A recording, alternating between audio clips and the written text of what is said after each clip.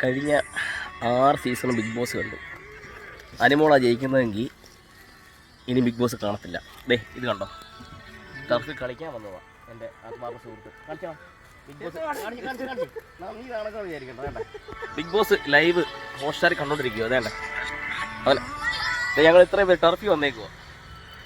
6 season കണ്ട ഒരു അനുഭവം വെച്ച് പറയുകയാണ്. ഓർക്കാൻ ഒരു നല്ല നിമിഷങ്ങളോ ഇഷ്ടപ്പെടാൻ ഒരു വ്യക്തിയോ ഇല്ല ഈ വട്ടത്തെ ബിഗ് ബോസിൽ. പക്ഷേ അത് ഒരു പ്രിയവും ഇല്ലാത്ത അനുമോൾ എടുക്കുവാണെങ്കിൽ ഇനിയത്തെ ഒരു ബിഗ് ബോസ് സീസണും കാണത്തില്ല. അത് ഉറപ്പിച്ചേക്കുവാണ്. റീൽസ് അല്ല, എൻ്റെ സ്വന്തം ചാനലിൽ.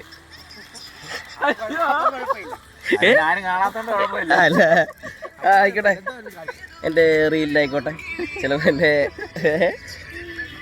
കണ്ടോ ലൈവ് കാണും, ലൈവ് കണ്ടോണ്ടിരിക്കുക. ഒരു ഇഷ്ടമില്ലാത്ത ക്യാമറ നോക്കി മാത്രം കളിച്ച എന്താ പറയണ്ട കുറച്ച് ആളുകൾ മൊത്തം എണ്ണോ.